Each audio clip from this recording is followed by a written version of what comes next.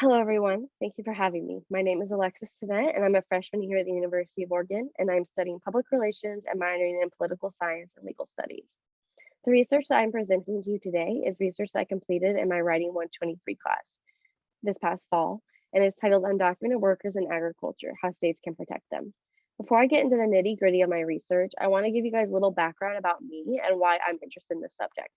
I grew up in a very small town about 30 miles east of Salem, Oregon, where agriculture is the center of life. Where I grew up, I spent a lot of time working in the fields alongside immigrants. Now, I want to make this clear and say that I, in no way, have ever experienced the hardships that many of these immigrants face, but I've been immersed in agriculture since a very young age. This is where the passion comes from. As I have gotten older, I've understood that there are a lot of issues within the agriculture world, and many people don't want to talk about these issues. I hope that with this research and other research and career aspirations I have in the future, I can continue to bring awareness to some of the human rights issues that are part of the agricultural industry in this country. Now, the research that I'm excited to present to you guys today not only goes over the hardships that immigrants face, but it also gets into some legislative aspects and highlights how states are better equipped compared to the federal government to protect undocumented immigrants in agriculture. So let's get into it. All right, so before I get into legislative issues, I want to give you guys some history and background information about how immigrants have been such an essential part of the production of agriculture in our country. Not only have immigrants been essential to our agricultural workforce, but they've also been a part of a system created by the United States that allows for this country to outsource cheap immigrant labor and then exclude them from having rights in the workplace. One of the first examples of this can be seen in the Chinese Exclusion Act of 1882 and the Gentleman's Agreement of 1907. Both acts were put in place after there was a surge of immigrants coming from Southern Asia to work in agriculture in the United States. Once the federal government felt they were no longer needed or that they could no longer take advantage of this cheap labor, legislation was put in place to limit the abilities of these immigrants to work and even immigrate in general. Another event that follows the same theme is the Bracero program that was put in place by the United States in 1942. The Bracero program was a program that allowed for immigrants from Mexico to cross the border freely and work in agriculture during World War II. Many of those who entered the Bracero program were told that they would have proper housing, a living salary, and even in some cases, medical help. However, in many cases, those who were a part of the Bracero program were abused and these rights were never recognized. These two instances are only a few of many that set the standard for how the United States takes advantage of immigrant workers in agriculture. Now, I want to transition to other aspects and get more into legislative processes that have made it increasingly easier for undocumented immigrants and immigrants in general to be taken advantage of in the workplace. In 1935, President Franklin Roosevelt introduced the National Labor Relations Act as part of his New Deal package. And this act guaranteed the right to earn a minimum wage of a worker's state, the right to a 40-hour work week, the right to overtime pay if the work week exceeded 40 hours, as well as effectively ending legal child labor. However, for those who worked in agriculture, they were specifically left out of this act, which in turn gave them no federal workplace rights. In the congressional records of the 74th Congress that passed the act, there's a lack of overall interest in protecting farm workers, and unfortunately, that interest is still not there. The lack of interest is one of the reasons why it's nearly impossible in today's political climate for the federal government to pass legislation that will protect immigrant and undocumented workers, but we'll get a little more into that later. All right, so what is happening now? Now that I've given you guys some insight into what has happened historically, I want to bring it back to the present and discuss what is happening to immigrants, and specifically those who are undocumented now. For many undocumented immigrant workers, the job in agriculture consists of doing the backbreaking work of picking. Now, picking is not a job for the faint-hearted and can cause a variety of physical and mental health ailments. While I was doing my research, I read this incredible book by Dr. Seth Holmes titled Fresh Fruit, Broken Bodies. And if any of you guys are interested in this, I would highly recommend going to read that book. Super quick read and it's very insightful. Now, in this book, Holmes spends time in Skagit County, Washington, and works alongside undocumented Triqui people in the strawberry fields. The Triqui people are one of many indigenous groups that are located in Mexico, and in many cases, they immigrate to the Pacific Northwest to work in the fields. Along with other indigenous groups, the Triqui people have a higher chance of being abused by their employers. Now, in his book, Holmes describes how even after he only picked once or twice a week, he experienced a variety of physical health ailments such as gastritis, headaches, knee pain, back pain, and hip pain. Now, those who work in the fields pick every day for sometimes 12 plus hours a day with no breaks. To add on top of these physical issues that many immigrants who work in the fields face, they also deal with terrible living conditions that are subject to higher chance of mental health issues and other problems like addiction due to the demanding nature of their jobs. Not only are these workers more susceptible to these issues, but they also have no way of getting help for their injuries. In 1998, the Healthcare Reform Act, undocumented immigrants were excluded and were not able to access healthcare unless it was an emergency. Now, if these weren't already problems enough, during the COVID-19 pandemic, agricultural workers, including undocumented immigrants, were labeled as essential workers. For other essential workers, the government provided them with help with things like childcare and even in some cases a pay raise. However, for those who were undocumented, they saw nothing, even after being recognized by the country as essential. They were given no aid. We've also seen in the past few years the severe wildfires and heat that we've experienced, specifically in the Pacific Northwest, that these climate issues are impacting immigrant workers more severely.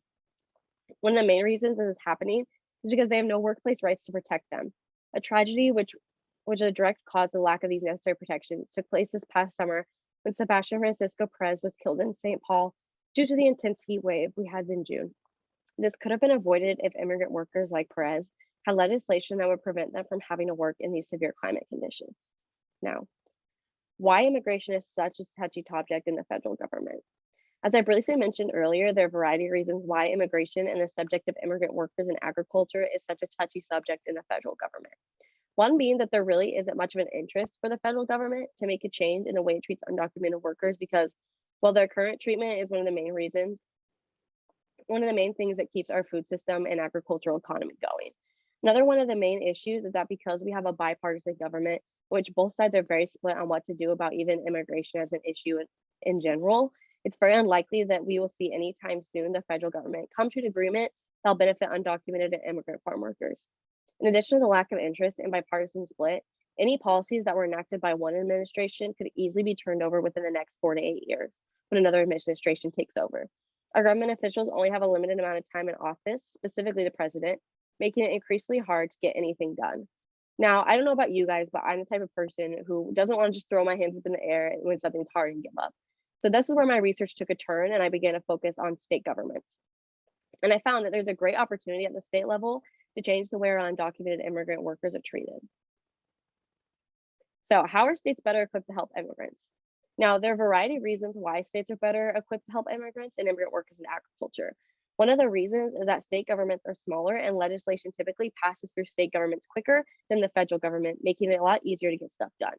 Another reason is that there's higher constituent pressure at the state level, making it more likely that states will listen to the wants and needs of their constituents. However, the main reason that states are better equipped to help immigration farm workers and immigrants in general is because of something called alienage laws. Alienage laws are the laws that govern and support immigrants, whereas immigration law only focuses on the comings and goings of people and whether or not that movement is legal. So there's a common misconception that states do not have the power to help undocumented immigrants because the area of immigration law is one of the powers reserved for the federal government. However, alienage law clearly declares that state governments can put legislation in place to protect undocumented immigrants. Legislation that would guarantee farm workers the right to a minimum wage, the right to organize, and overtime pay would all be considered alienage laws because they do not interfere with immigration law or the comings and goings of foreign people. There have been a variety of examples where alienage law has been used to protect undocumented workers, such as the California Agricultural Labor Relations Act in 1975, which was passed with the help of United Farm Workers, a labor union led by Dolores Huerta and Cedar Chavez. This act provided workers with the right to organize, strike, recover lost wages, and many other basic workplace rights. This act also prevented retaliation against workers by growers and threats of deportation based on a worker's legal status. So, a look forward. Through the use of legislation passed under alienage laws, we have seen progress in how farm workers are protected in a variety of states. For example, Oregon, Washington, California, and various states on the East Coast have laws that ensure farm workers are paid minimum wage. Even this past year, we have seen progress happening in Oregon with the passing of House Bill 4002, which ensures farm workers have the right to be paid overtime. And just this month, Oregon's OSHA put in place policies that will protect farm workers from extreme smoke and heat conditions. Even though there's so much more that needs to be done to ensure that undocumented workers have the rights in the workplace that they deserve, progress is being made. I truly believe that if more states use their power to protect undocumented workers' rights, then the federal government will follow suit and the rights of workers will become a priority for them as well. However, to do this, we must put pressure on our officials at the state level to make change happen first. It is possible. Now, for my last final thing that I want to talk about, I want to thank you guys all for taking your time out of the day to listen to me and all the other presenters talk about our research and the things that we are passionate about. It is really a great feeling to share the hard work that we've done with others.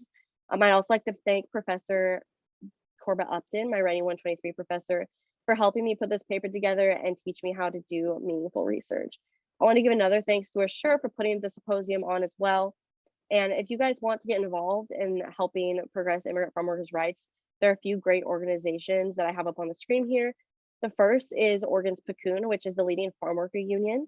They work as a basic farm worker union, but they also do a lot of outreach programs for the Latinx community, and they help get officials elected at the state level that really put immigrant workers' rights in the forefront of their campaign.